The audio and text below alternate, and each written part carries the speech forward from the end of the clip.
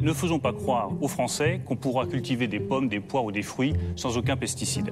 Ça a toujours existé et ça continuera à exister parce que sinon vous ne produirez pas suffisamment de produits. Il faut rappeler aujourd'hui qu'il n'y a pas de solution aujourd'hui totalement alternative aux pesticides.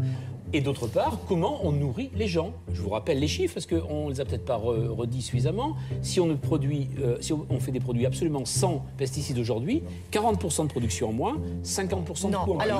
Aujourd'hui, pardonnez-moi. Ça, c'est le premier son de cloche que j'ai entendu lors d'une émission intitulée « Du poison dans nos assiettes ». Les arguments avancés par mes deux contradicteurs semblaient très sérieux. Il y a le marché, il y a les commerçants de proximité, la vente directe se développe. Autre son de cloche, 2 semaines plus tard à Genève, où Olivier de Schutter, le rapporteur spécial des Nations Unies pour le droit à l'alimentation, avait dressé un bilan très critique de la fameuse Révolution verte et affirmé au contraire que seule l'agroécologie est capable de nourrir le monde. Monsieur le Président, Excellences, je présente ce rapport à un moment où les prix alimentaires mondiaux ont augmenté pendant 8 mois consécutifs. Cette crise que nous affrontons n'est pas seulement une crise de l'offre, c'est aussi une crise de la pauvreté, c'est une crise de la nutrition, et enfin c'est une crise écologique. Des méthodes de production non durables accélèrent le changement climatique et la dégradation des sols, épuisent les réserves d'eau douce, menaçant à terme notre capacité à nourrir la planète. Au sein de la communauté scientifique, un constat s'impose. Il faut changer de cap. Les recettes anciennes ne valent plus aujourd'hui. Les politiques de soutien à l'agriculture visaient à orienter celle-ci vers l'agriculture industrielle. Il faut à présent qu'elle s'oriente vers l'agroécologie partout où cela est possible. Qui croire? Comment nourrir le monde qui comptera 9 milliards d'habitants en 2050? Avec ou sans pesticides? J'ai lu le rapport d'Olivier de Schutter et j'ai décidé d'entamer un nouveau tour du monde.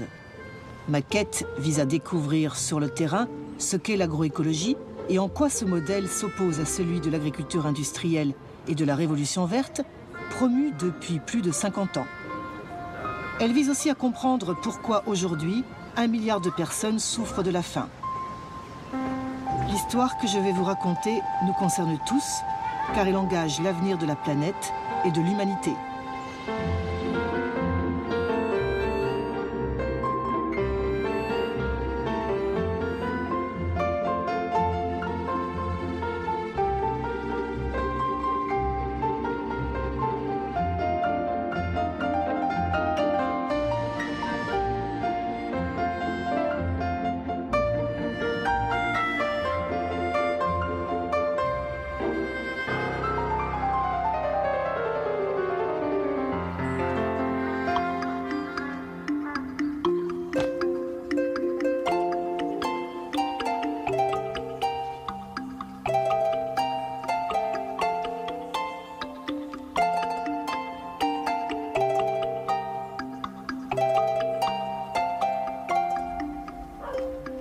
La première étape de mon enquête m'a conduite au Mexique, qui représente le centre d'origine du maïs. Née il y a 9000 ans, dans ces montagnes du sud du pays, la plante sacrée des Aztèques est aujourd'hui la céréale la plus cultivée au monde. Si je suis venue rencontrer Eleazar et Teresa, c'est parce qu'ils pratiquent un système agricole développé bien avant la conquête espagnole, qui est considéré comme l'un des modèles les plus accomplis de l'agroécologie. Baptisé milpa, il consiste à semer en même temps des graines de maïs, de haricots et de citrouilles.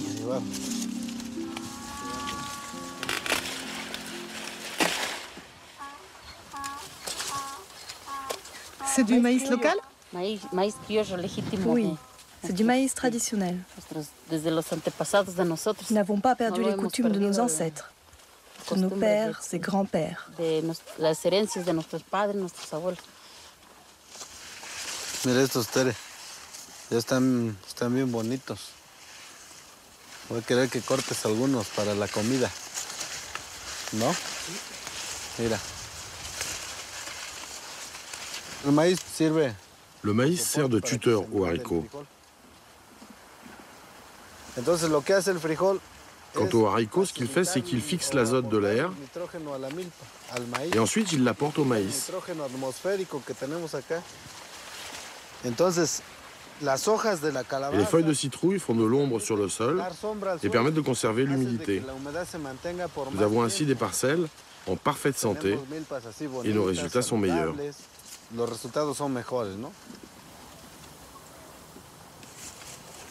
Dans le système de la milpa, il n'y a pas de mauvaises herbes, car y compris les adventices, c'est-à-dire les plantes sauvages qui poussent au milieu des cultures, ont de multiples fonctions, comme l'akawal, un cousin du tournesol. Pour nous, ce ne sont pas de mauvaises herbes. Au contraire, nous les laissons pousser dans la parcelle parce que nous les donnons à manger aux animaux.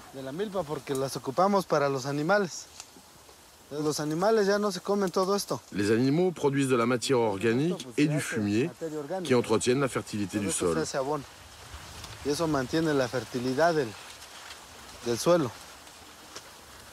Le système de la milpa est un circuit fermé.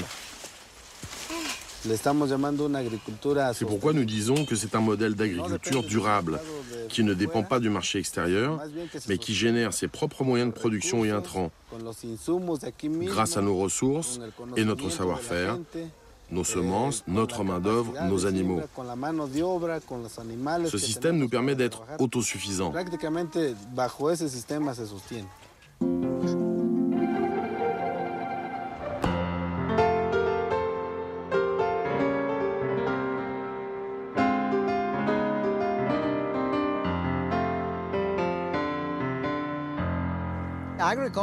L'agroécologie est l'antithèse de l'agriculture industrielle parce qu'elle n'est pas une agriculture basée sur des intrants, mais sur des processus. Elle ne repose pas sur des monocultures qui ont besoin d'intrants en énergie, pesticides, engrais chimiques, mais elle s'appuie sur une série de principes comme l'accroissement de la biodiversité, le recyclage, l'augmentation des matières organiques du sol, l'intégration d'animaux, etc. Par exemple, la milpa est un système de polyculture typique de l'Amérique centrale, mais si on va dans d'autres régions, on trouvera d'autres combinaisons de cultures, dont l'interaction produit des synergies qui rendent le système beaucoup plus productif que les monocultures. On croit généralement que les grandes fermes produisent plus d'aliments, mais en fait, les petites fermes, quand on mesure la production totale, sont beaucoup plus productives que les grandes. Par exemple, quand on mesure l'efficacité énergétique des grandes exploitations industrielles, on obtient un rapport de 2 ou 3 maximum. Ça veut dire qu'en injectant 1 kilocalorie d'énergie, on obtient 3 kilocalories d'énergie en termes de nourriture. Pour une petite exploitation, le rapport est de 15 à 30. La conversion énergétique est très élevée.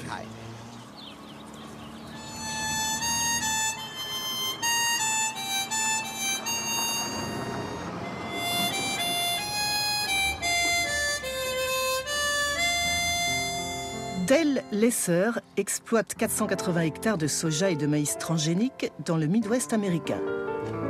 Contrairement à Eleazar, son collègue mexicain, il est obligé de racheter chaque année de nouvelles semences car les OGM sont protégés par un brevet. Ses coûts de production ne cessent d'augmenter en raison de la résistance développée par les insectes et les mauvaises herbes aux pesticides chimiques ou transgéniques. C'est du maïs transgénique ? Oui, cette variété est ce qu'on appelle un OGM triple. Elle comprend un gène pour la pyrale du maïs, un autre pour la chrysomèle des racines du maïs et un gène de résistance à l'herbicide Roundup. La semaine dernière, nous avons rencontré au Mexique un producteur de maïs qui pratique le système de la milpa. Vous savez ce que c'est ? Non, je n'ai jamais entendu parler. C'est une combinaison de plantes. On cultive en même temps des citrouilles, des haricots et du maïs. Quels sont d'après vous les avantages ? J'imagine que si on a plus de biodiversité, on a moins de problèmes avec les parasites. Comme nous avons ici une grande diversité d'aliments pour les insectes, ceci s'attaque un peu au maïs, un peu aux haricots, un peu aux citrouilles ou aux herbes qui poussent dans la parcelle. Au bout du compte, ils ne constituent jamais un problème. C'est le problème des monocultures. Si tu fais du maïs et du maïs, finalement les parasites sont de pire en pire. Et tu dois utiliser tellement de pesticides et d'herbicides que c'est très mauvais pour l'environnement. Ici, nous n'appliquons absolument rien. Ni engrais, ni insecticides, ni herbicides. Aucun produit chimique pour contrôler les ravageurs ou les mauvaises herbes. Dès que les mauvaises herbes deviennent résistantes, il faut appliquer autre chose. Et puis on finit par pulvériser toutes sortes de produits.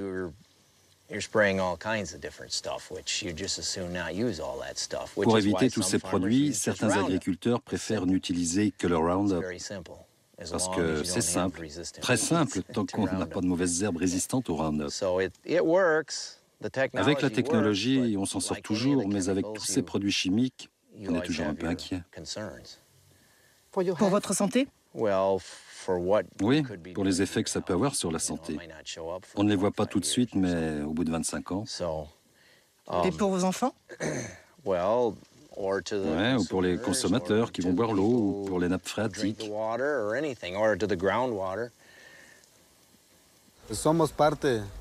Nous faisons partie de la Terre et nous vivons de la Terre. C'est pourquoi nous ne pouvons pas déverser sur la Terre quelque chose dont nous savons que cela lui fera du mal. C'est un peu comme si nous faisions la guerre à celle qui nous nourrit. Depuis bientôt 30 ans, Eleazar, le petit paysan du Mexique, qui pratique l'agroécologie, et Dell, le grand céréalier des États-Unis, qui pratique l'agriculture dite conventionnelle, c'est-à-dire chimique, sont concurrents sur le marché nord-américain du maïs. C'est une conséquence de l'ALENA, l'accord de libre-échange nord-américain, signé par les dirigeants du Mexique, du Canada et des États-Unis en 1992. Free trade is the way of the future. Entrée en vigueur le 1er janvier 1994, l'ALENA prévoit la libre circulation des biens et des services, y compris des produits agricoles, dans les 3 pays de la zone. L'accord est considéré comme un laboratoire de la mondialisation dans le domaine agricole.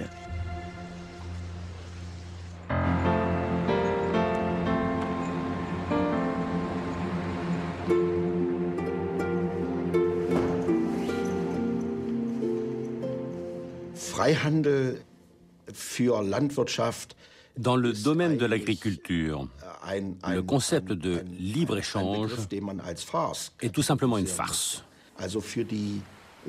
Car en agriculture, il y a toujours des entorses à la règle. Ces entorses ont pour conséquence que les grands producteurs, et particulièrement ceux des pays développés, profitent largement du marché mondial. Ils profitent de subventions pour la production, pour avoir de l'énergie bon marché et de l'électricité bon marché.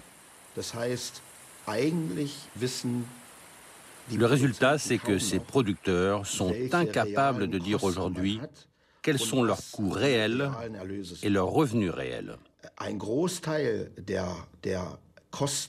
La majorité des coûts de production, comme la pollution des eaux ou l'énorme consommation d'énergie, ne sont pas pris en compte. Les prix de leurs produits sont donc complètement faussés.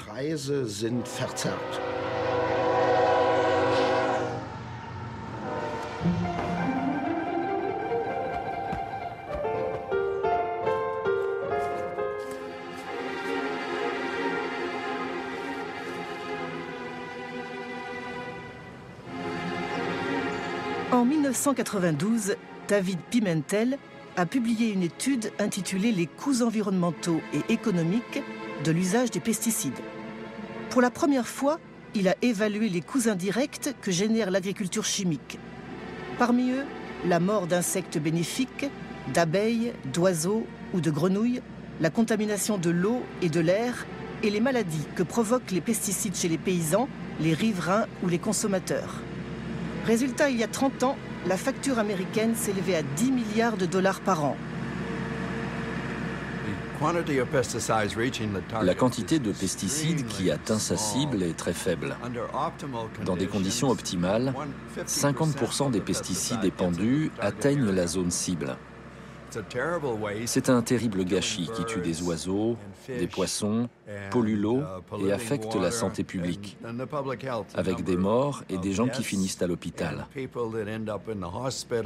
Tout cela fait partie des 10 milliards de dollars de dommages.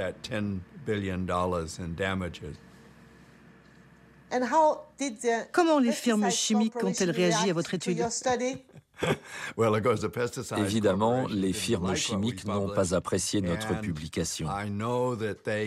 J'ai su qu'elles avaient écrit au doyen de notre université pour lui demander de me licencier. Elles n'étaient pas très contentes de moi, c'est sûr.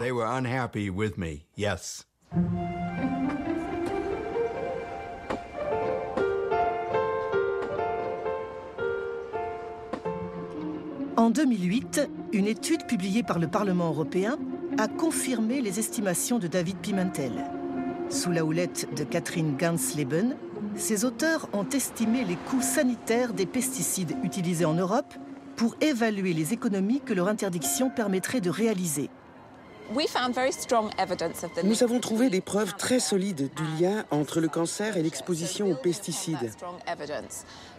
En se basant sur ces données, nous avons estimé que l'élimination des pesticides cancérigènes du marché européen pourrait éviter 26 000 cas de cancer, ce qui équivaut à 26 milliards d'euros par an.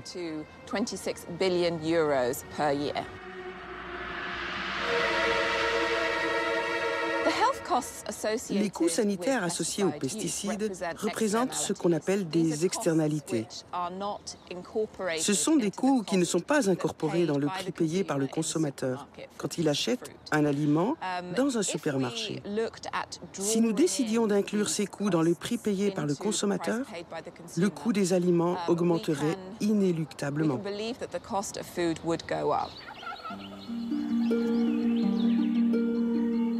Retour au Mexique.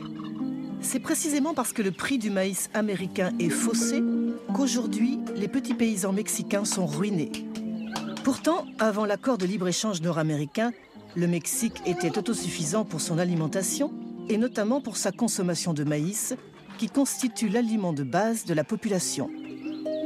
Pour soutenir la production nationale, le gouvernement taxait les importations et garantissait un prix minimum aux producteurs. Au nom du libre-échange, toutes ces mesures ont été supprimées alors que les États-Unis maintenaient leurs subventions agricoles. Résultat, aujourd'hui, le Mexique importe plus de 30% du maïs qu'il consomme, tandis que localement, le prix chutait de 66%. Eleazar fait partie d'une association de paysans qui promeut le système de la milpa comme un moyen de résistance face au modèle imposé par l'ALENA. Tout ce que nous mangeons ce soir vient de la milpa. Pour nous, le système de la milpa est totalement lié au problème de la souveraineté alimentaire. Quelle est la différence entre la sécurité et la souveraineté alimentaire? La sécurité alimentaire, c'est par exemple cette corbeille de tortillas. Si on n'a pas d'argent pour les acheter et les mettre sur la table, il n'y a pas de sécurité alimentaire.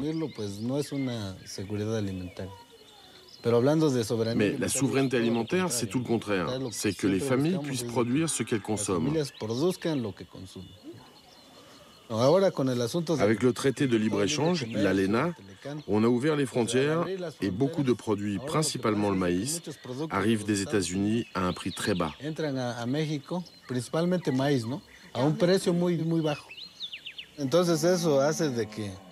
Le résultat, c'est qu'il y a beaucoup d'émigration, moins de motivation pour travailler dans l'agriculture, donc moins de paysans.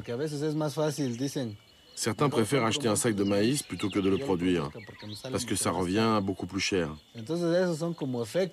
La conséquence de l'ALENA, c'est que beaucoup ont dû arrêter l'agriculture et émigrer.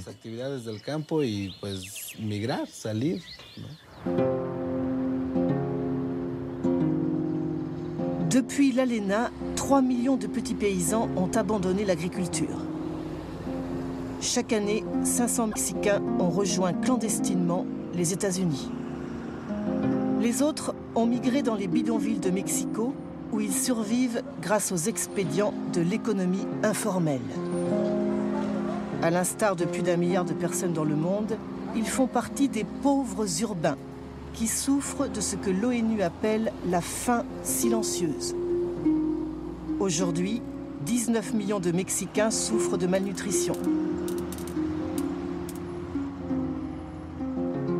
C'est dans ce contexte d'urgence alimentaire qu'Olivier de Schutter a effectué une mission officielle en juin 2011.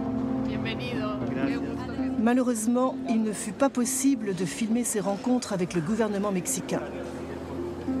Pour cette occasion exceptionnelle, les organisations paysannes avaient organisé un colloque baptisé « La faim n'attend pas ». Nacional campesino con el título del hambre no espera. Es importante que lo diga al mundo que México vive una crisis agroalimentaria, que es necesario que nuestro gobierno lo reconozca y que es necesario que la clase política y la sociedad entera tomen las medidas necesarias para superar esta situación de crisis que es inhumana. My interest for the right to food dates from one morning I still remember. And that morning was a morning of January 2007, when the Mexicans took the streets to complain about the tortilla crisis. The prices of tortilla increasing 50% in a matter of a few weeks.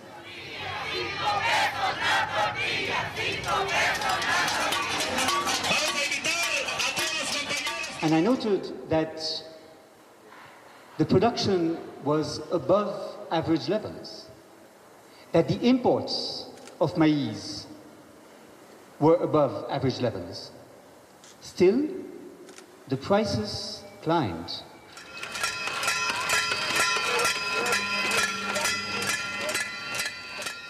And the prices climbed because a small number of very powerful companies dominating the system of distribution of maize were using their power on the market to impose these price spikes on the consumers. Cargill, Maseca Archer Daniels Midland, Minsa Arancia Corn Products, Agroinsa. So I agree with you, el hambre no espera. We need to move to policies that allow countries to feed themselves. That is what the right to food is about. And to do this, we need to protect producers from the abuse of the large commodity buyers by scaling up agroecological practices. I believe that we need to reduce the dependency of food production on fossil energies. And I believe that we need to reduce the environmental impacts of agriculture as it is predominantly practiced today.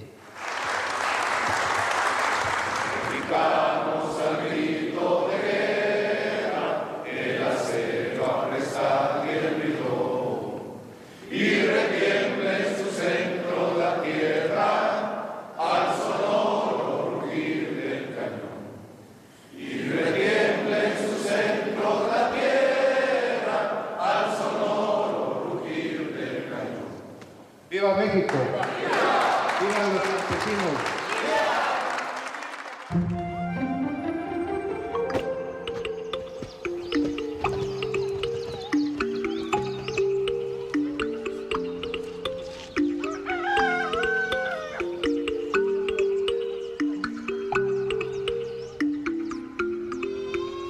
La deuxième étape de mon enquête m'a conduite au Malawi, un pays de 15 millions d'habitants, où la moitié de la population vit dans un état de pauvreté extrême, avec un revenu inférieur à 1 euro par jour.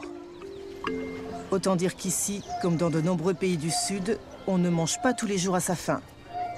D'après les Nations Unies, la malnutrition tue chaque jour 24 000 personnes, dont 10 000 enfants. Les victimes sont majoritairement africaines. Je suis arrivée au Malawi en décembre 2011. Dans les campagnes planait le spectre de la faim, car la saison des pluies accusait beaucoup de retard. Comme en 2005, où la sécheresse avait provoqué une grave crise alimentaire.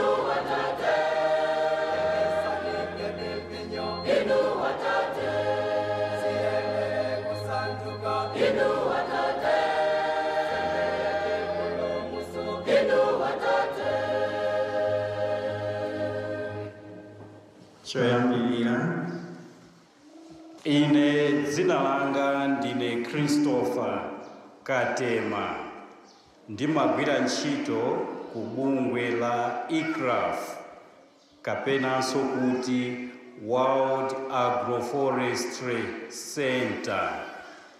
Mbewu iyi ndi mbewu ya Glycidia potero kuti pa maekala awiri ndi hafu ngati titadzala mitengo ngati iyi pakamatha zaka zitatu titha kukolola chimanga chopanda fertilizer chosachepera matani asanu. Titatsatira izi sikuzakhalanso mkatolika wakuno wogona ndi njala. Koma tsopano lino ndingofuna ndipemphe abambo Mark Majoni angofotokozako kuti kodi zimene tikunenazi zawathandiza. Zikomo Ambuye, langa ndine Mariko Majoni, wawo banja langa Mrs. Majoni. Timagwira ntchito yoyang'anira akaidi prison ndiye 1990 pafupifupi 1989 ndinapuma. Nditapuma ndalama zonse tikagulira ine fertilizer zinatha. Chocho ndinayamba kuva kuti ICRAF amadzala chimanga ndi mitengo. Chocho ndapita kukawafunsa, nditawafunsa amene wawo anabwera kuzandiphunzitsa. Pakali pano tinganene kuna kuti mukafuna kuti ndikuphunzitseni mutakubwera. Zikomo kwambiri.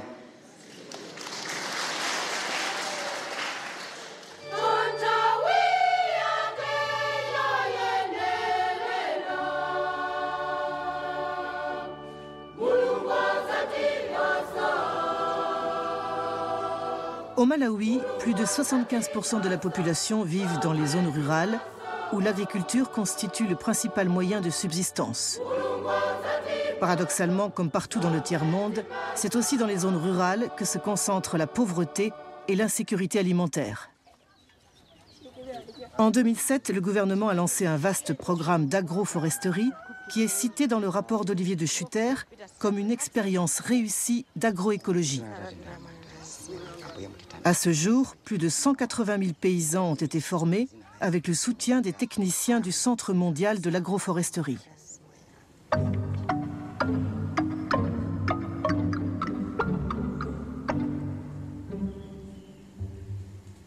Nos sols sont naturellement très pauvres en azote et phosphore, qui constituent les éléments les plus importants pour la production agricole. C'est pourquoi nous avons décidé de promouvoir l'agroforesterie, car c'est un moyen d'augmenter la fertilité des sols.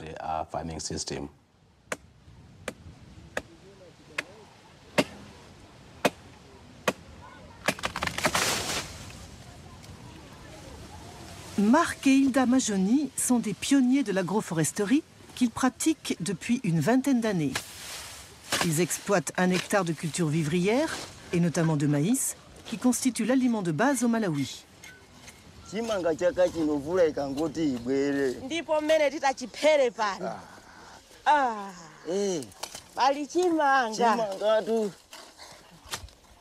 Dans leur champ, Marc et Hilda utilisent comme engrais les feuilles de gliricidia, un arbre qu'ils ont planté autour de leur culture, mais aussi en alternance avec les plants de maïs.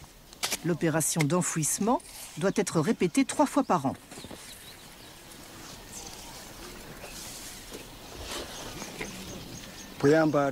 Avant, les sols étaient détériorés.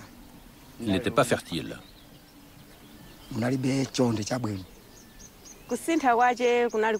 Nous avons constaté de grands changements 4 ans après avoir planté les arbres. Avant, on utilisait des engrais chimiques, mais il y avait des problèmes quand il y avait une sécheresse et le maïs mourait. Mais maintenant, depuis des années qu'on utilise le gliricidia, le sol est de très bonne qualité. Et malgré la sécheresse, le maïs pousse, ça marche très bien. Ça permet de conserver l'humidité. Est-ce qu'on peut utiliser n'importe quel arbre? Non, on ne peut pas utiliser n'importe quel arbre. Il y a des arbres spécifiques que l'on appelle des arbres fertilisants. Ce sont des arbres légumineux qui ont la capacité de fixer l'azote. Des arbres comme le gliricidia, le leucaena, le federbia et l'acacia sont capables d'améliorer immédiatement la fertilité des sols. Les arbres sont plus efficaces que les engrais chimiques. Avant, je récoltais au maximum 100 sacs de maïs dans ce champ. Mais aujourd'hui, avec le gliricidia, j'en récolte au moins 200.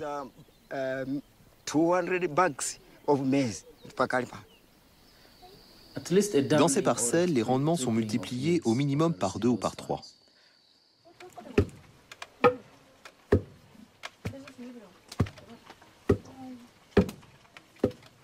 Marc et Hilda ont 6 enfants et 7 petits-enfants.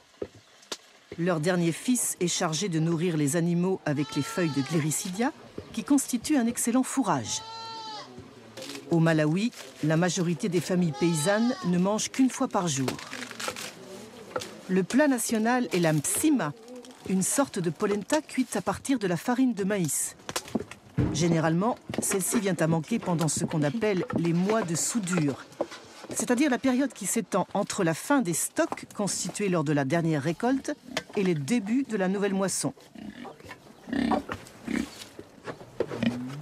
Normalement, quand le climat ne marche pas sur la tête, le maïs est récolté au mois d'avril. Maintenant, ma vie a changé, car je n'ai pas de problème de nourriture. Ma famille mange bien et j'ai de l'argent.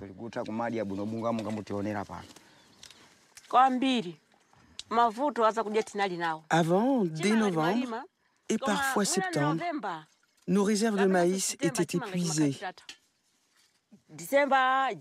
En décembre, janvier, février, mars, on souffrait de la faim. Mais maintenant, grâce au gliricidia, nous avons suffisamment de maïs.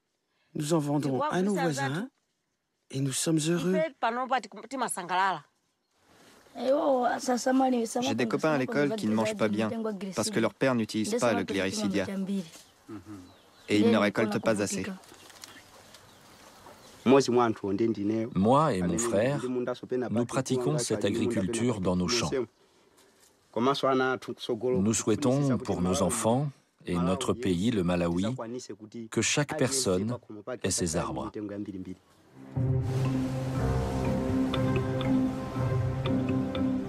Transformer les vies et les paysages. C'est le mot d'ordre du Centre mondial d'agroforesterie qui a été créé à Nairobi en 1977. À l'origine, sa mission était de trouver une parade à la déforestation dans les zones tropicales.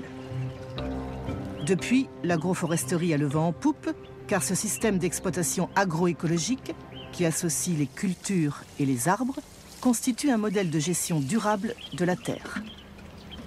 De plus, il représente une réponse aux effets du changement climatique qui affecteront particulièrement l'Afrique subsaharienne, où on s'attend à une forte progression des zones arides et donc à une baisse de la production agricole.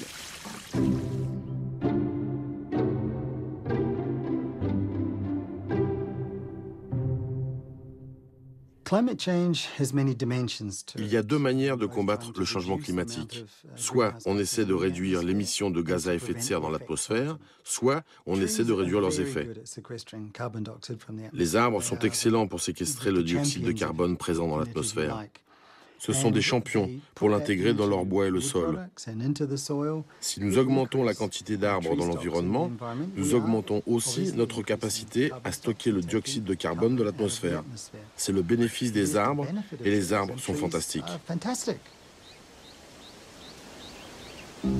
Pour les chercheurs de Nairobi, l'agroforesterie ne concerne pas que les pays du Sud, mais aussi ceux du Nord, où les adeptes de l'agriculture industrielle et de la fameuse révolution verte ont fait disparaître les arbres des surfaces cultivées.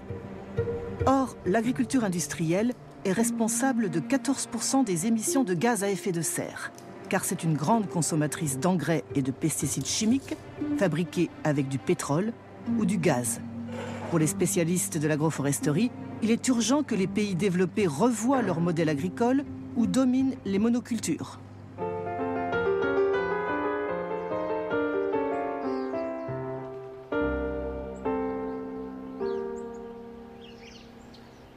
Si les arbres sont si bénéfiques, comment se fait-il que les promoteurs de la Révolution verte ne l'aient pas su ?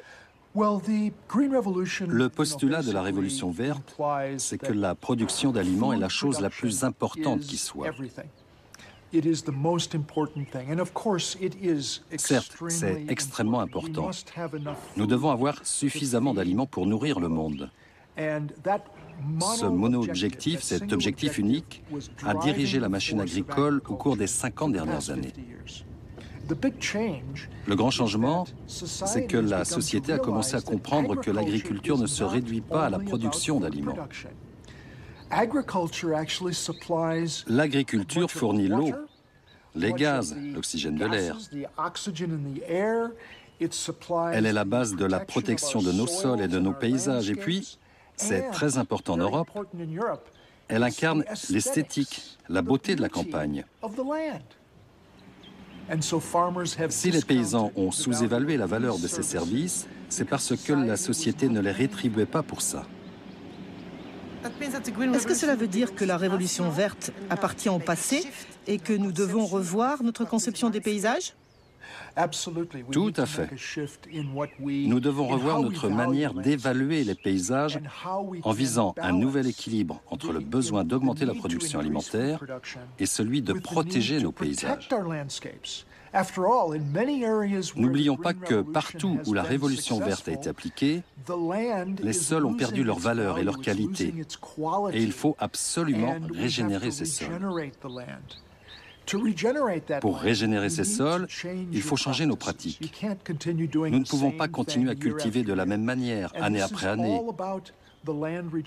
Dans ce processus de régénération des sols, les arbres ont un rôle majeur à jouer.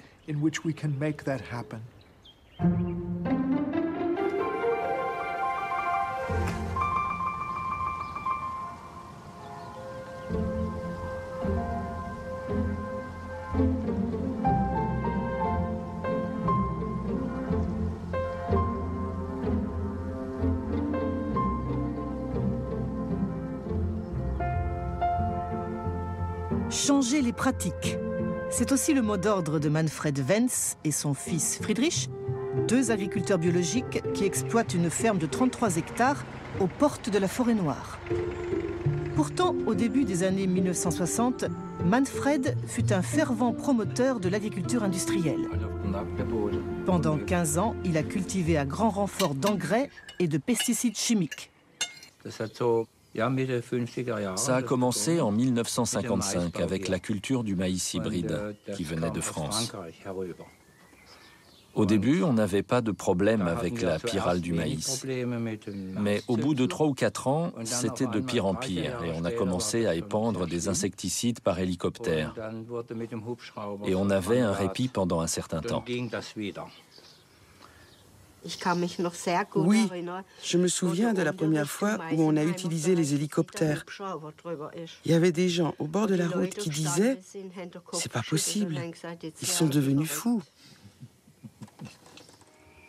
Comment était votre sol? Il était parfait quand j'ai commencé l'agriculture dans les années 1950. Mais 15 ans plus tard, il était tout dur et très clair. Il n'y avait plus d'humus. C'était une catastrophe. En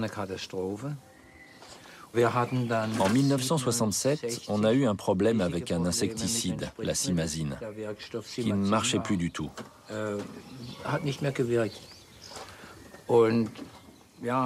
J'ai tout essayé. Et j'ai décidé d'arrêter l'agriculture chimique en 1969 et je suis passé à la bio.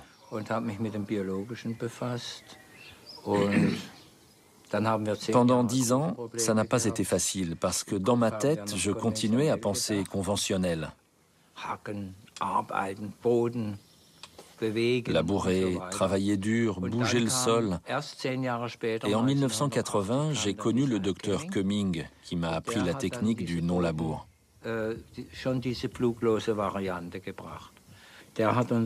C'est lui qui nous a appris à penser du point de vue du sol. C'est là qu'on a compris aussi qu'un bon sol devait avoir une couleur noire et pas claire.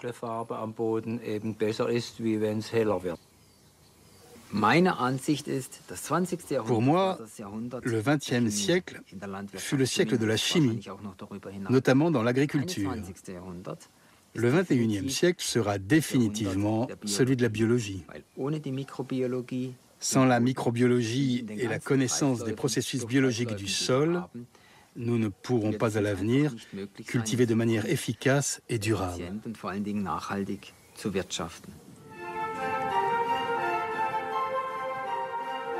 Manfred et Friedrich pratiquent ce que l'on appelle les techniques culturales simplifiées.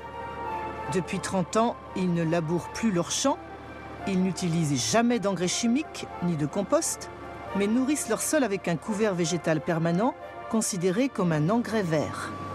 Enfin, ils pratiquent le semi-direct. En ce jour de mai, Friedrich sème du soja au milieu des plants de seigle et de trèfle fraîchement coupés, qui constituent ce que l'on appelle un mulch. Nous ne labourons pas avant de semer, car nous essayons de remuer le sol le moins possible, parce que chaque préparation du sol perturbe la vie microbiologique de la terre. Un sol nu est du point de vue biologique un non-sens.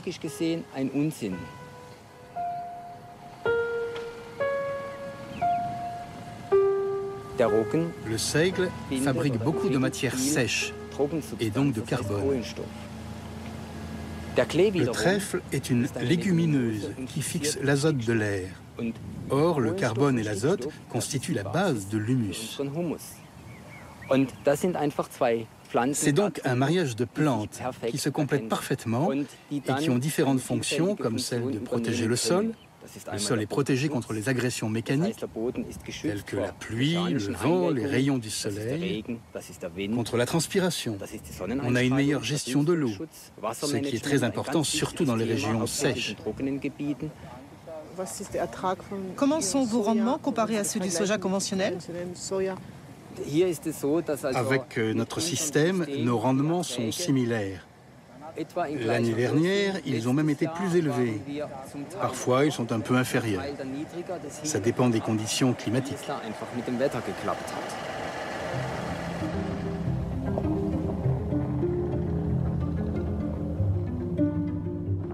La question des rendements est au cœur des études menées par l'Institut Rodel. Pendant 30 ans, ces chercheurs ont comparé les performances de l'agriculture conventionnelle et biologique pour les 3 grandes cultures américaines, le soja, le blé et le maïs. Celles-ci ont été cultivées sur des parcelles expérimentales côte à côte. Résultat, l'agriculture biologique entraîne une réduction de 45% de la consommation d'énergie et de 40% des émissions de gaz à effet de serre. Quant au rendement, le rapport publié par l'Institut Rodel confirme les résultats obtenus par Manfred et Friedrich Wenz. Chaque année, les rendements sont similaires. Les différences sont si minimes que les scientifiques les considèrent comme négligeables. Excepté pour les périodes de sécheresse où les performances des cultures biologiques sont supérieures à celles des cultures conventionnelles. Pourtant, l'un des arguments de l'industrie des pesticides, c'est qu'un passage massif à l'agriculture biologique entraînera une réduction de 20 ou 30% des rendements. Ce n'est pas vrai, et nous l'avons prouvé. Et pas sur 3 ou 5 ans, mais sur 30 ans. Nous avons toutes les données scientifiques. Et la raison, c'est ce qui caractérise l'agriculture biologique, à savoir le sol.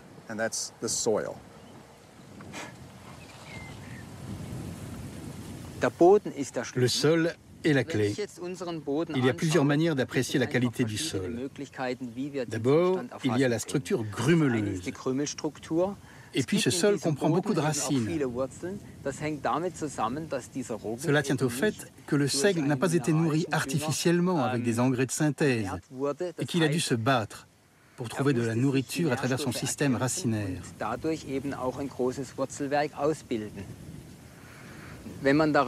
Ensuite, quand on le sent, on a cette odeur de forêt. Et c'est la preuve que la microbiologie du sol fonctionne à merveille. Le résultat, on le voit. Quand on prend un morceau de terre et qu'on le met dans un verre d'eau, la terre ne se décompose pas immédiatement, car elle est très ferme. C'est ça l'humus.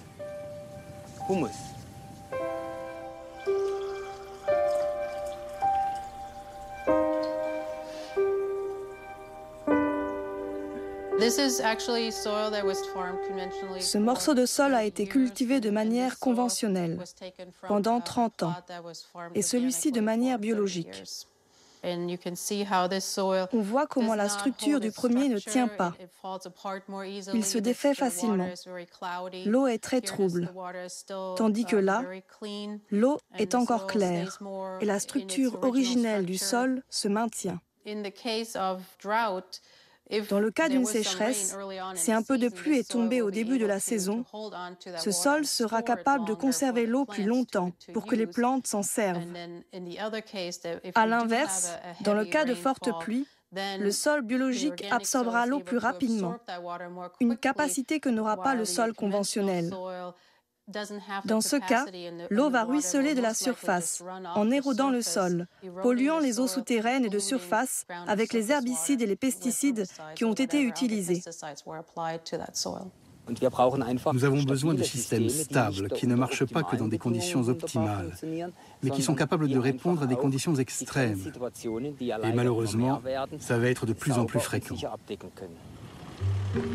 Pour Friedrich et Manfred, l'avantage de l'agriculture biologique, c'est aussi la stabilité financière que garantit leur système agricole. Grâce à la réduction des coûts de production, ils économisent 500 € par hectare et par an.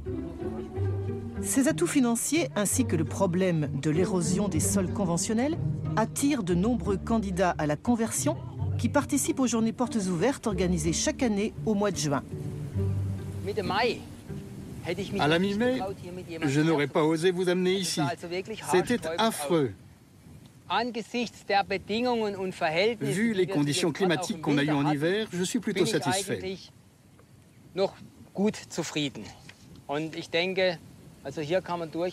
Je pense que je vais récolter au moins 3 tonnes de sarrasin et je pourrai satisfaire la demande de mes clients et de mon boulanger.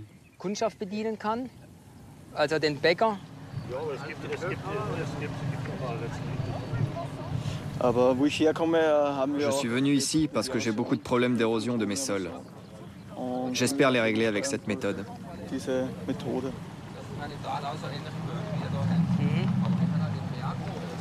Ça a l'air de bien fonctionner. Pourquoi ?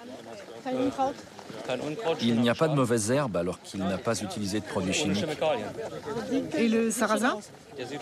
Il est très beau.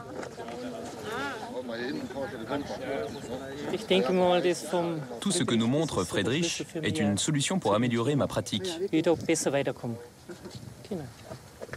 leur savoir est important? Oui, très important. C'est comme une petite graine qui donne envie de continuer.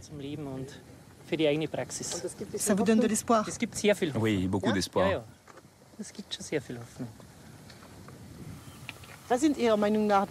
Quels sont, d'après vous, les principaux obstacles à une conversion massive vers l'agriculture biologique en Allemagne ou en Europe?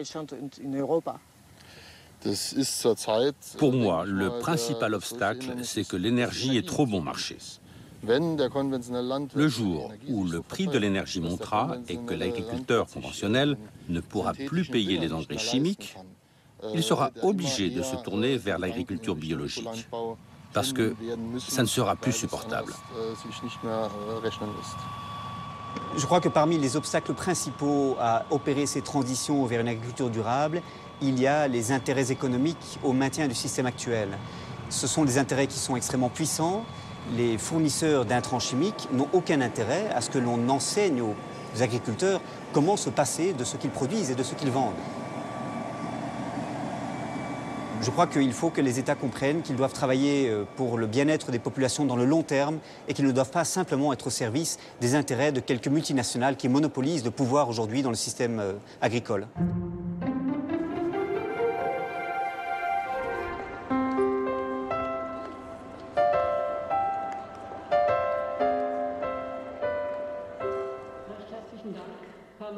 Hans Herren dirigeait un rapport qui fit beaucoup de bruit en 2008.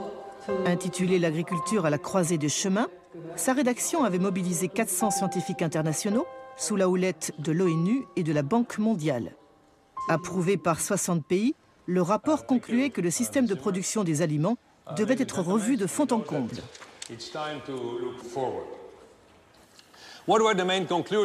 Quelles sont les principales conclusions? Nous devons vraiment changer de paradigme, aller dans une autre direction. Et dans quelle direction? Nous devons opérer une transition d'une agriculture productiviste, à gauche sur la diapositive, qui est certes très productive, mais n'est pas durable, vers une agriculture durable qui est aussi très productive, mais à l'échelon de la ferme et non plus à l'échelon global des cultures.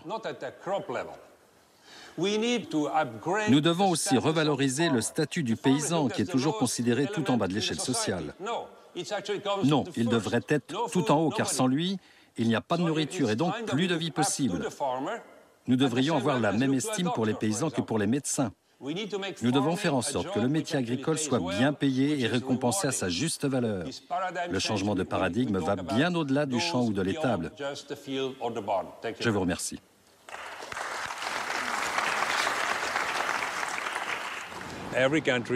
Chaque pays doit être responsable de son agriculture en investissant dans ses propres paysans, dans ses propres scientifiques, dans ses propres institutions, afin de soutenir le changement de paradigme. Il est clair que pour cela, nous avons besoin du savoir des paysans, mais aussi de science et de technologie. La clé, c'est de trouver comment nous pouvons marier les innovations et le savoir des paysans. Pour cela, il faut rattraper 50 ans de retard dans la recherche pour une agriculture durable.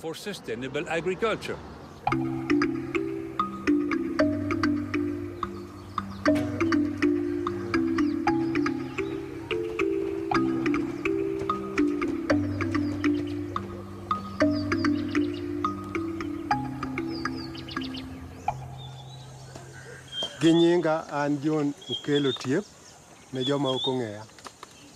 Arwakou e farm na be kama wabiro puonjore gigo matin ma wanyalo neno. Jathurwa moro kotelo loka kocha to wacho ni yes we can. I'm saying that we can. With push-pull, we can. Push-pull is a technology where you don't have to apply any pesticide, any fertilizer, any herbicide. Still, you can increase the yield and increase soil fertility. And I would like to see at least 1 million people here to adopt it. If there are 10 people in a family, you can see 10 million people to be food secure immediately in this country.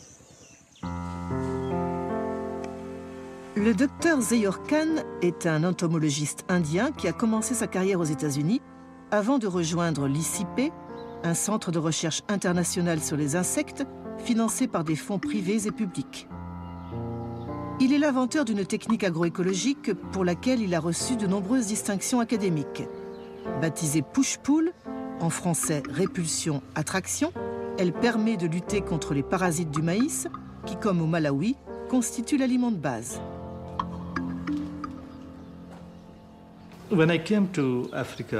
Quand je suis arrivé en Afrique en 1993, j'ai constaté que les petits paysans avaient 3 problèmes. La pyrale du maïs, l'herbe des sorcières et un sol peu fertile. En Afrique, l'herbe des sorcières peut causer des pertes annuelles de 7 à 13 milliards de dollars. Voici ce qu'on appelle l'herbe des sorcières. C'est une plante parasite qui se nourrit des racines du maïs.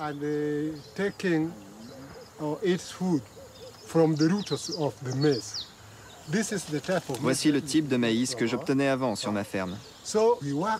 Je travaillais très dur, mais cela ne suffisait pas à nourrir ma famille. L'autre ennemi de John, c'est ce petit papillon nocturne qui représente le principal ravageur du maïs. Baptisé pyrale du maïs, il pond ses œufs sur les feuilles de la plante. Les larves se transforment en chenilles qui creusent des galeries au cœur des tiges, provoquant d'importantes baisses de rendement. En Afrique, les pertes dues au papillon infernal sont estimées à 10 milliards d'euros. C'est précisément pour lutter contre la pyrale du maïs que la firme américaine Monsanto a inventé le fameux Mon 810, un maïs transgénique manipulé pour sécréter en permanence une substance insecticide.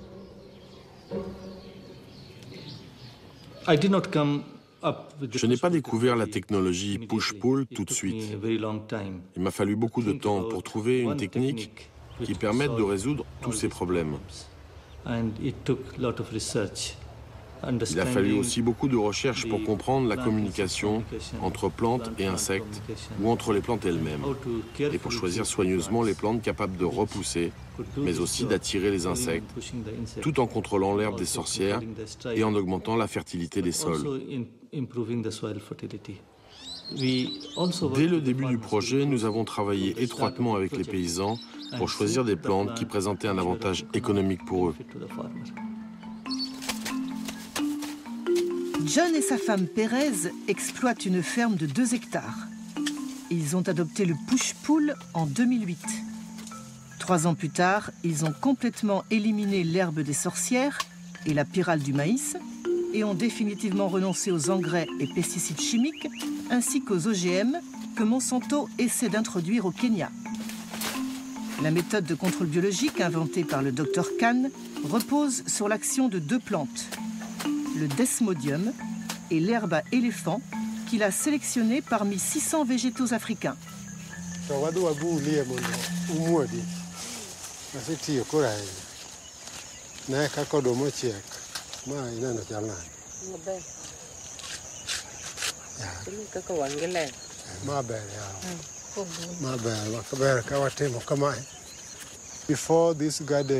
Avant, dans cette parcelle, les rendements étaient très bas. Dans un demi-hectare, je récoltais 2 sacs de 90 kg. Les rendements sont passés de 2 sacs à 22 ou 24 sacs.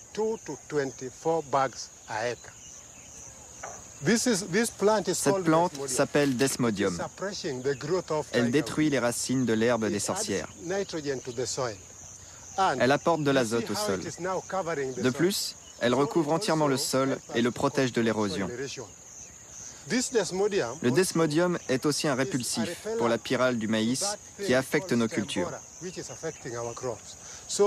Quand les pyrales sentent le desmodium, elles s'enfuient et partent vers l'herbe à éléphant.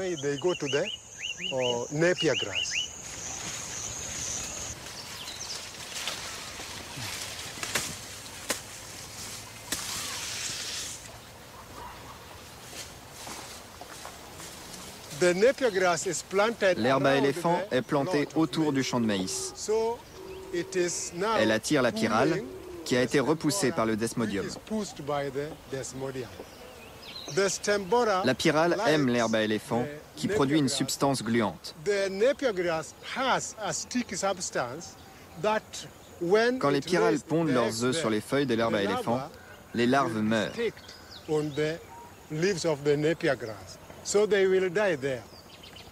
C'est pourquoi nous appelons cette technologie push-pull.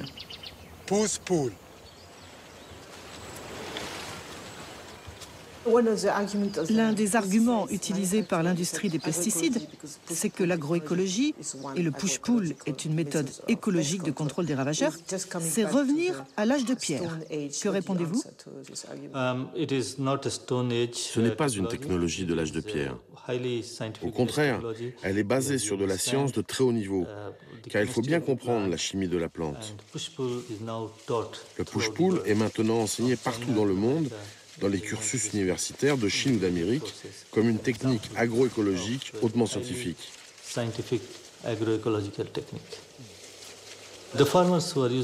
Les paysans qui utilisent la technique du push-pull comprennent beaucoup mieux les systèmes agraires. Ils sont plus habiles et pratiquent l'agriculture d'une manière bien meilleure que les paysans qui se contentent d'acheter une bouteille de pesticides et de l'appliquer. La technique du push-pull a permis à John et Pérez de diversifier leurs productions agricoles. Ils ont agrandi leur cheptel de chèvres et vaches laitières qu'ils nourrissent avec l'herbe à éléphant et le desmodium. Grâce à ce fourrage riche en protéines, la productivité du lait a été multipliée par 3. Le couple a fait construire une nouvelle maison pour héberger sa nombreuse famille. Il l'appelle la maison du push-pull. Pérez récolte les semences de desmodium qu'elle vend aux nouveaux adeptes du push-pull. À ce jour, 50 000 paysans kenyans ont adopté la technique. Désormais autosuffisante, la famille tire aussi des revenus substantiels de sa production de maïs.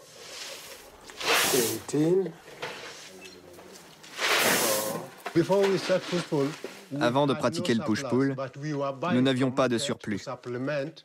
Mais nous devions acheter des compléments de maïs sur le marché. Aujourd'hui, au lieu d'acheter du maïs, nous en vendons sur le marché.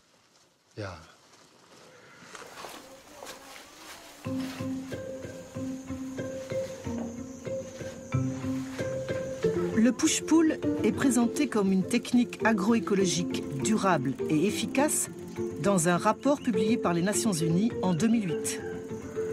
Intitulé « L'agriculture biologique et la sécurité alimentaire en Afrique », il s'appuie sur une quinzaine d'expériences en Afrique de l'Est et conclut que l'agroécologie permet d'augmenter les rendements d'au moins 120% dans un délai de 3 à 10 ans. Après avoir rappelé qu'en Afrique subsaharienne, le nombre de personnes souffrant de la faim a augmenté de 20% au cours des 20 dernières années, les experts de l'ONU encouragent les décideurs politiques à considérer, je cite, d'un œil nouveau les promesses de l'agriculture biologique. L'agriculture biologique est basée sur les savoirs locaux, sur les ressources et les intrants locaux. Le mot décisif est local, avec en plus un souci de prévention et de régénération, c'est-à-dire qu'on crée les moyens de production sur une base durable.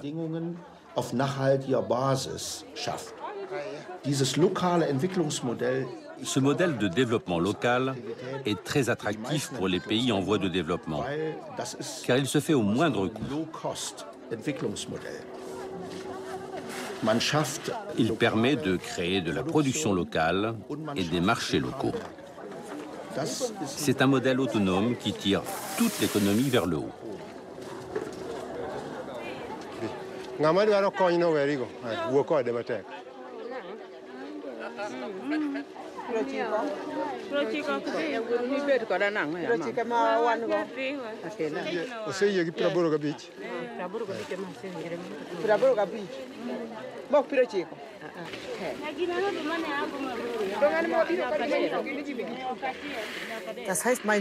Cela veut dire que l'on devrait soutenir les petits producteurs activement et publiquement? Absolument. Aujourd'hui, les experts considèrent qu'on doit attribuer aux petits paysans un rôle tout à fait nouveau. Mais cela suppose une transformation radicale des politiques agricoles qui s'apparente à une vraie révolution agricole. Les petits producteurs doivent être systématiquement soutenus.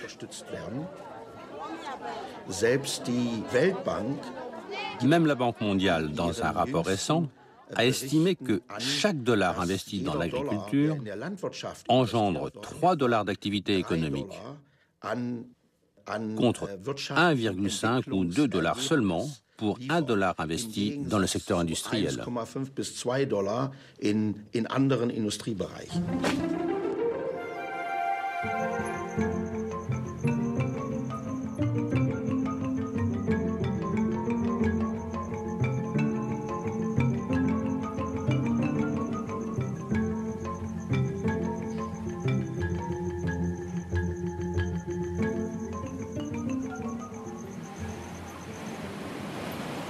L'histoire du Sénégal est exemplaire.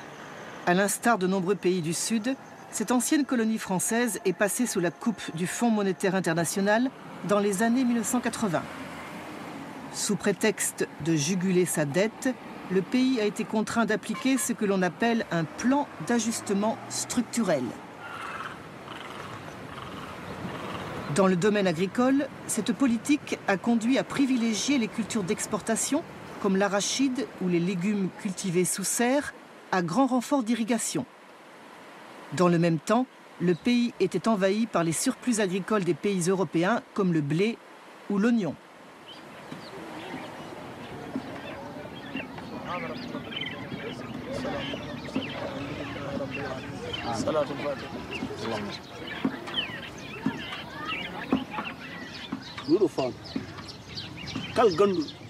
haalnañ dañ bare haalnañ fandu fandu ko aduna Allah woni ɗo ko dessin aduna Allah woni ɗo hollir ɗuɗo fandu ganden aduna ko koko jokkodir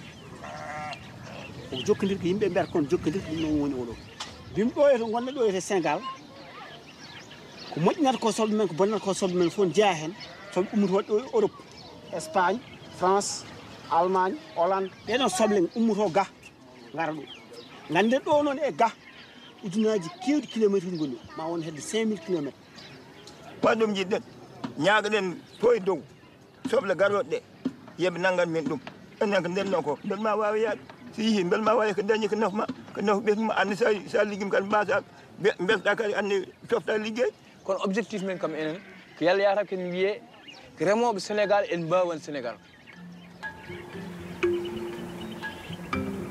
En 2006, alors que la dépendance alimentaire du Sénégal ne cessait de progresser, le gouvernement a pris une décision iconoclaste.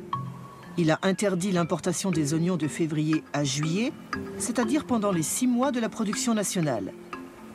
Or, avec le riz, l'oignon est l'aliment le plus consommé du pays. Ibrahim Sall est père de 9 enfants.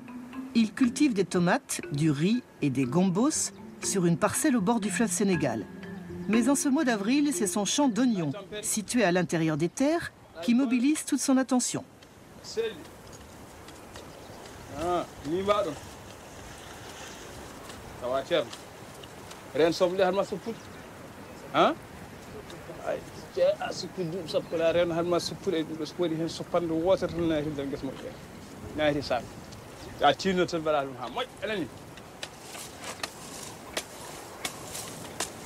Le fait qu'on interdise l'importation des oignons, ça nous apporte du bonheur, pratiquement nous les paysans.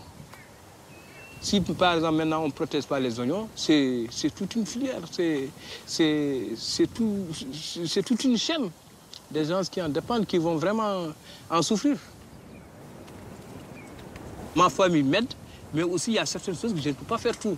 Je suis obligé de prendre des gens pour qu'ils m'aident. Par exemple, je donne l'exemple des saisonniers qui sont ici pendant 3 mois.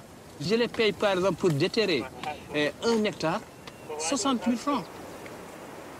Les fleurs d'oignon, ce sont les peuls qui viennent couper parce qu'eux, ils ont leur bétail. Les animaux arrivent à survivre Parce que nous sommes à une période qui est extrêmement sèche à l'heure actuelle, il n'y a pas l'herbe fraîche. Donc c'est avec ça qu'ils arrivent à nourrir leurs animaux.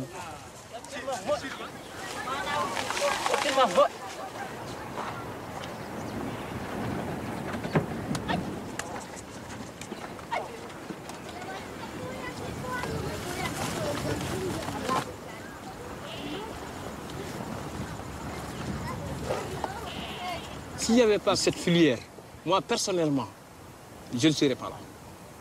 Parce que j'allais vraiment... Je pensais quand j'avais 20 ans, 25 ans, je pensais à l'immigration, je pensais à aller ailleurs, à faire ceci, à faire cela. Alors que c'est grâce à l'agriculture, c'est surtout la culture des oignons, qui m'a vraiment donné confiance et que je suis vraiment que je pouvais faire quelque chose ici, sans aller ailleurs. Il y a beaucoup de gens qui partent alors que si vraiment l'agriculture est bien protégée et si bien on met les moyens qu'il faut, tout le monde peut vivre ici sans sortir de la vallée du fleuve Sénégal. L'interdiction temporaire d'importer les oignons a entraîné un développement spectaculaire de la filière. En 6 ans, la production annuelle est passée de 80 000 à 230 000 tonnes, tandis que le chiffre d'affaires était multiplié par 7.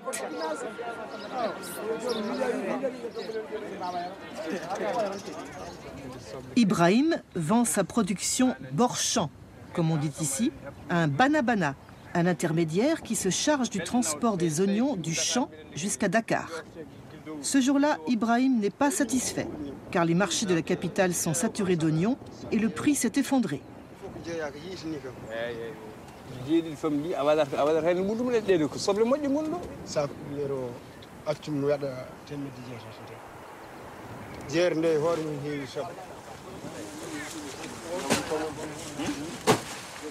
Le problème d'Ibrahim, c'est que la production des oignons est saisonnière et qu'il n'a aucun moyen de stocker une partie de sa récolte pour pouvoir l'écouler au gré de la demande.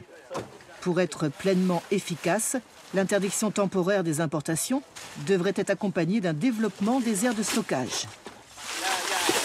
Si je ne vends pas, je suis obligé d'attendre de faire des hangars provisoires, ou bien j'amène des stocks sous les arbres. Comment faire? Je suis sûr que si par exemple on trouve des magasins pour pouvoir stocker, nous pourrons satisfaire le Sénégal, les besoins du Sénégal pendant 10 mois. C'est notamment pour évoquer le problème crucial des magasins de stockage qu'Ibrahim et son collègue Ousmane sont montés à Dakar, où se tenait la Fiara, la plus grande foire agricole d'Afrique de l'Ouest. Ça c'est bio. Bio. Tout est bio. Pour l'édition 2012, la FONGE, qui compte 31 organisations paysannes, a organisé un débat intitulé « La filière oignon et la souveraineté alimentaire ». Y participaient les 3 acteurs clés de la filière, les producteurs, les commerçants, mais aussi les consommateurs. Face à eux, le représentant de l'Agence de régulation des marchés. Créée en 2003, l'agence est chargée de contrôler l'interdiction d'importer des oignons, tout en veillant à ce que les prix ne dérapent pas. Disons-le clairement, cette structure de concertation est exemplaire, car elle repose sur 3 piliers fondamentaux, le protectionnisme, la régulation et la protection du consommateur. Est-ce que vous considérez que c'est un modèle, cette filière de l'oignon au Sénégal, qui pourrait inspirer d'autres pays du Sud? Et ma deuxième question, c'est comment a réagi l'Organisation mondiale du commerce à cette décision? Parce que d'après les règles de l'OMC, elle pourrait considérer que c'est une entorse au libre-échange. Est-ce qu'il y a d'autres pays qui adoptent cette mesure? Pour l'instant, en Afrique de l'Ouest, non. Nous avons osé. Peut-être les autres pays n'ont pas encore osé dans ce sens, mais en tout cas, la conférence des ministres de l'Agriculture a recommandé à ce que ce modèle soit institué au niveau de l'ensemble des pays de la sous-région. Et j'ai fait 9 pays de la sous-région pour partager avec eux ce modèle donc, de régulation. Par rapport à l'OMC, j'ai à vous dire que l'OMC est venu jusqu'au Sénégal. En tête à tête, ils sont entraînés avec nous pour nous dire qu'on ne peut rien contre vous. Entre le producteur et le marché, il y a beaucoup d'intermédiaires. Chacun prend sa part. Le perdant, c'est le paysan. Il faut aussi qu'on parle du problème des magasins. Tant qu'on n'aidera pas les paysans à vendre et à stocker, la filière des oignons ne pourra pas se développer. Donc, Ibrahim Sall, oui, les magasins, évidemment, bon, nous prendrons les dispositions qu'il faut. Pour ce qui concerne les intermédiaires, comme vous dites, ce sont les intermédiaires qui n'ont pratiquement pas sué, qui n'ont pratiquement rien investi, qui s'adjugent le maximum de marge bénéficiaire. Nous allons essayer, en tout cas, d'en arriver à une répartition équitable de la marge bénéficiaire pour que chacun puisse s'y retrouver. Le développement de la filière oignon peut se faire de manière tout à fait équilibrée, c'est-à-dire que le producteur s'y retrouve avec des prix rémunérateurs, que le commerçant s'y retrouve en ayant toujours sa marge et que le consommateur y gagne par une consommation d'oignons de qualité. Si ces différentes, en tout cas, approches sont réalisées, nous arriverons vraiment à un développement très important donc, de la filière oignon. Je pense qu'un des problèmes des dernières années, c'est que l'on a pensé en opposition les intérêts des producteurs et des consommateurs. Au fond, les consommateurs, pensait-on, ont intérêt à des prix bas, à une diffusion de masse des produits alimentaires uniformes, à travers des circuits de distribution de plus en plus développés. Et on a opposé les intérêts des consommateurs aux intérêts des producteurs, qui, eux, pensait-on, ont intérêt à ce que les prix soient élevés. Et donc, on se disait, il faut arbitrer entre les intérêts de ces deux groupes. Et donc, la question des prix est mal posée. Ce qu'il faut poser comme question, c'est de savoir qui fait des profits dans la manière dont le système alimentaire est organisé. Et au fond, quand on pose cette question, on se rend compte que la marge des producteurs est de plus en plus petite, que les consommateurs, eux, payent de plus en plus cher, y compris quand les revenus des producteurs sont de plus en plus bas. Il faut aller vers des chaînes plus courtes qui permettent à la fois aux consommateurs et aux producteurs de gagner dans des systèmes alimentaires qui relient plus étroitement les uns aux autres et permettent aux producteurs d'être mieux payés pour leur travail et aux consommateurs d'avoir accès à des produits à des prix plus abordables.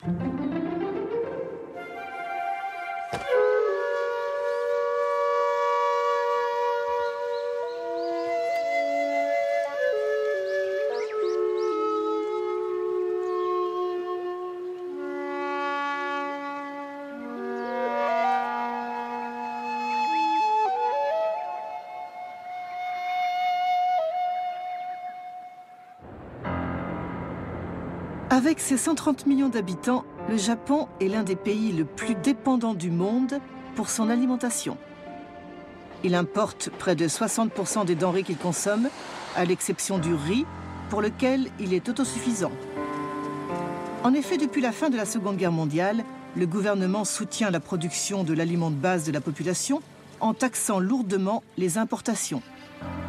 Résultat, on trouve des rizières partout dans l'archipel, dans les vallées, les montagnes et y compris dans les villes.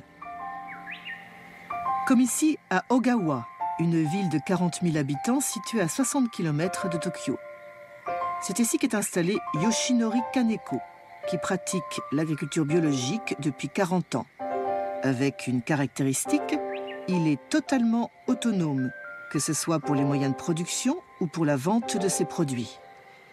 Sur ces 3 hectares, Kaneko cultive des céréales, des oléagineuses, mais aussi une grande variété de fruits et de légumes.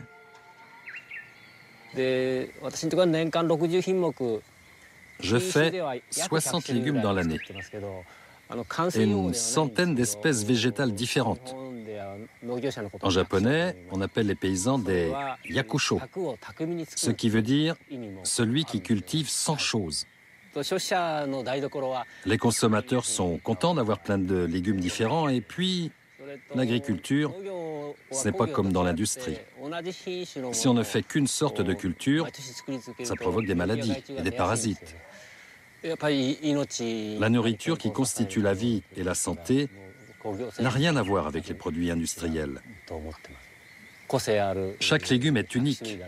100 légumes, ce sont 100 vies qui me sont confiées. Derrière les tâches agricoles se cache une philosophie qui explique l'incroyable harmonie qui règne sur la petite ferme. Ici, tout est traité avec beaucoup de soin. Les plantes, les arbres ou les animaux, dont le bien-être est capital. Fils de paysan depuis plus de 10 générations, Kaneko a coutume d'expliquer sa démarche par une anecdote. Dans les années 1960, alors que le Japon voulait moderniser son agriculture, son père s'est lancé dans l'élevage intensif de vaches laitières et pour lui, ce fut le début des problèmes. Mon père avait 30 vaches. Chaque vache fait 30 kilos de fumier par jour. Donc, on avait 1 tonne de fumier par jour qu'on ne pouvait pas écouler. De plus, les vaches étaient en mauvaise santé, donc je suis revenu aux fondamentaux de l'élevage.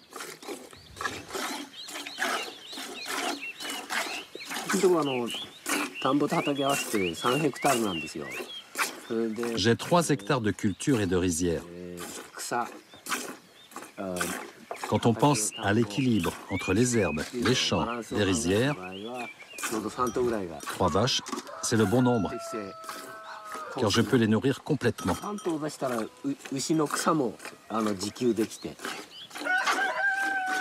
J'achète juste du sel à l'extérieur et rien d'autre.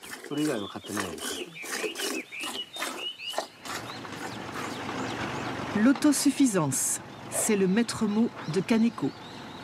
Chez lui, rien ne se perd, car tout fait partie du cycle de la vie. Les déchets produits sur la ferme sont recyclés pour alimenter la production agricole, qui fonctionne en circuit fermé, comme le fumier des vaches, qui constitue la base du compost. Les débris de végétaux, comme le marc de soja, sont mélangés aux excréments animaux ou humains pour fermenter dans une cuve. Le méthane, produit par la décomposition des matières organiques, est récupéré et sert d'énergie pour la cuisine.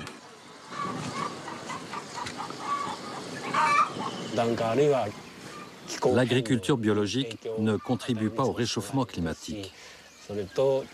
C'est un mode de production qui n'émet pas de gaz à effet de serre. Mais ce n'est pas tout. Kaneko est aussi autonome pour l'alimentation énergétique de ses engins agricoles, car il fabrique son propre carburant à partir des huiles usées qu'il purifie à l'aide d'une centrifugeuse.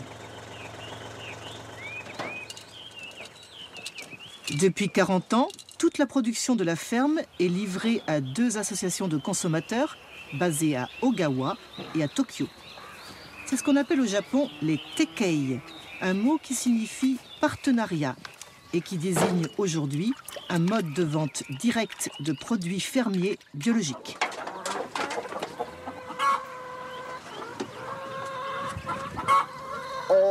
Ici, tout est bio. Le mouvement des tekkei a été créé en 1971 en même temps que la Fédération japonaise de l'agriculture biologique, dont Kaneko fut un membre fondateur. Je collabore avec 30 familles de consommateurs. Nous avons une relation très proche, comme dans une vraie famille. Et nous partageons la même exigence de qualité.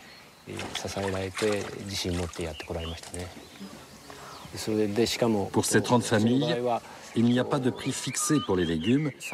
Nous les offrons et en échange, nous recevons ce que nous appelons un remerciement. Parce que nous considérons que la nourriture n'est pas un produit comme les autres. C'est une relation très sereine, où la question du prix est accessoire.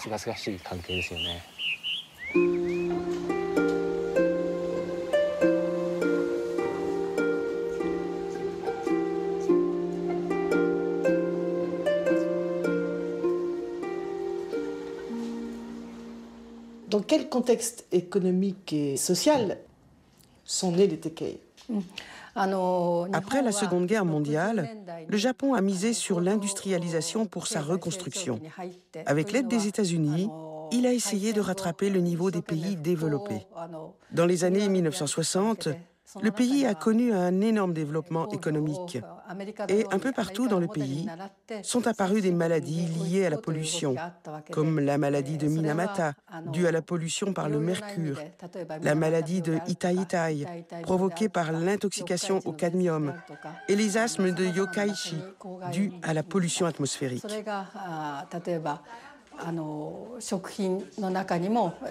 Dans la nourriture, on a trouvé des résidus de produits chimiques, ce qui a provoqué l'inquiétude des jeunes mères de famille dans les villes, qui ont donc cherché à se procurer des aliments sains.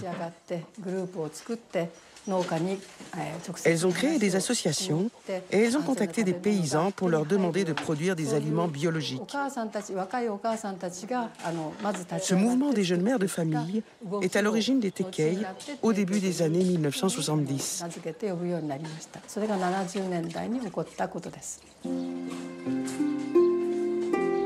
Tomoko n'a pas oublié ses premières rencontres avec les jeunes citadines qui n'avaient jamais vu une ferme de leur vie. Aujourd'hui, le système est bien rodé. Les paniers sont préparés 2 fois par semaine en fonction des goûts des familles avec qui les Kaneko collaborent depuis près de 20 ans. Ça fait partie des bonnes choses du Tekei. J'enregistre dans ma tête tous les besoins des consommateurs. Je sais que telle famille aime ceci, telle autre aime plutôt cela. Si une famille aime beaucoup les concombres, j'en mets plein dans le panier. Si au contraire, elle ne les supporte pas, je mets autre chose à la place. Je fais le panier à peu près sur mesure. Généralement, quand on parle de consommateurs et de producteurs, on pense à une relation basée sur le profit. D'un côté, il y a celui qui veut vendre ses légumes le plus cher possible. De l'autre, celui qui veut les acheter le moins cher possible. C'est plutôt une relation un peu conflictuelle. Dans les Tekei, c'est différent. Les producteurs et les consommateurs collaborent pour que l'agriculture puisse continuer dans les meilleures conditions possibles et produire des aliments sains qui profitent à tous. Ce qui est important dans cette relation, c'est que les gens nouent des liens. Il ne s'agit pas seulement de vente et d'achat de produits, c'est ça le principe du Tekei.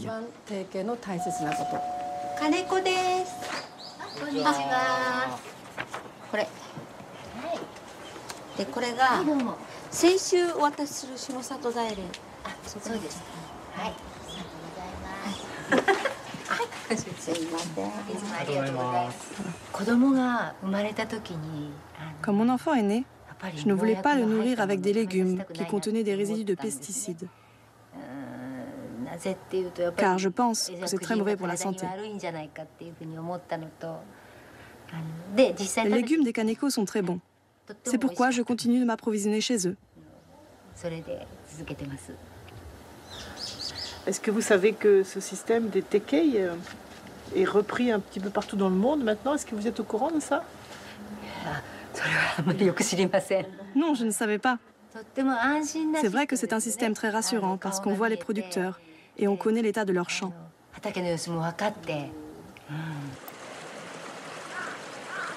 De fait, le système des Tekei a le vent en poupe, comme aux États-Unis où les CSA, mot à mot l'agriculture soutenue par la communauté, ont été créés dès 1985. Ou en France, où la première AMAP, l'Association pour le maintien d'une agriculture paysanne, a vu le jour en 2001 avant d'essaimer dans tout le pays. Kaneko est souvent sollicité pour témoigner de son expérience. En attendant, il continue d'innover. Depuis quelques années, il collabore avec de nouveaux partenaires durables et bio, chargés de préparer sa rizière avant le repiquage. Ce sont des canards adultes que je lâche une dizaine de jours avant le repiquage du riz pour qu'ils labourent la rizière. Ils mangent les mauvaises herbes et les insectes, ils remuent l'eau et la terre. Ça empêche les mauvaises herbes de pousser et en plus, ils fabriquent de l'engrais naturel. Et puis à l'automne, on a le riz et des plats de canard. Au Japon, on dit que c'est un oiseau aux 10 000 trésors. Donc en fait, ces canards, ils travaillent pour vous? Oui, je les considère comme ma mère et en fait, j'ai du mal à les manger.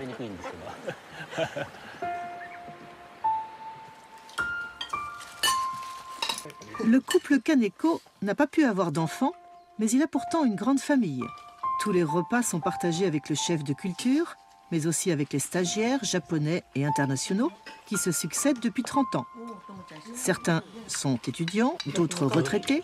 Tous envisagent de s'installer en agriculture biologique en suivant les enseignements de celui qu'ils considèrent comme leur maître.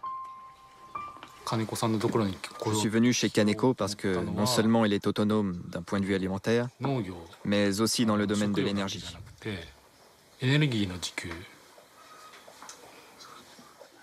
Tous les légumes sont bons. Et moi aussi, mes légumes sont bons. Et je peux comparer, mais ces légumes sont meilleurs que les miens. Tout ce qu'il y a sur la table vient de la ferme? Oui, tout vient de la ferme, sauf le poisson. Il n'y a pas de poisson dans la province de Saitama. Est-ce que vous pensez que l'agriculture biologique pourrait nourrir le Japon? Oui, je pense que oui. L'État et les experts disent que c'est impossible, mais mon expérience montre que c'est possible.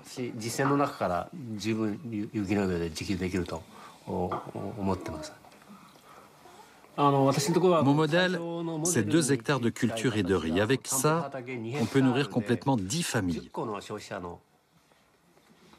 Si on divise 2 hectares par 10 familles, chaque famille a besoin de 20 arts pour se nourrir. Or, au Japon, chaque habitant dispose en moyenne de l'équivalent de 4 arts. Donc, une famille de 5 personnes peut être autosuffisante. Si on se base sur les surfaces cultivées actuelles, le pays peut se nourrir soi-même.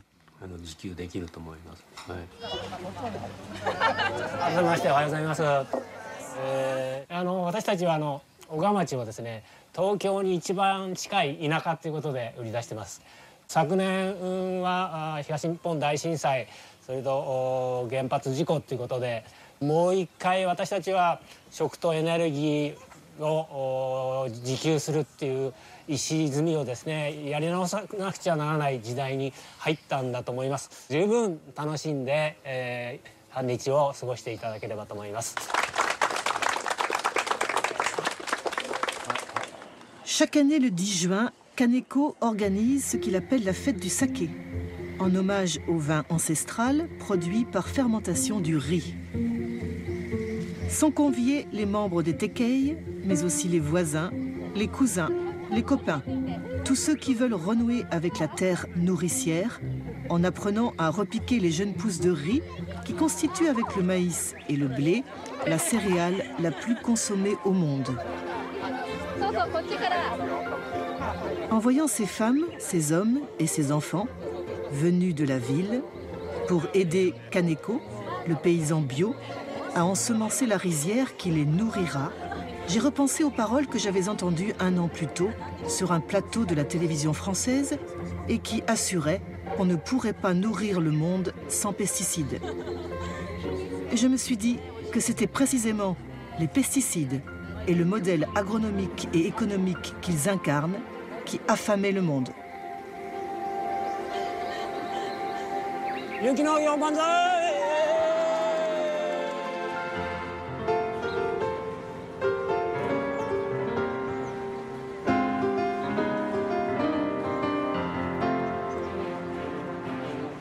Je suis formel, nourrir 9 milliards de personnes en 2050, même un peu plus, et qui est prévu avec une agriculture sans pesticides, c'est absolument possible.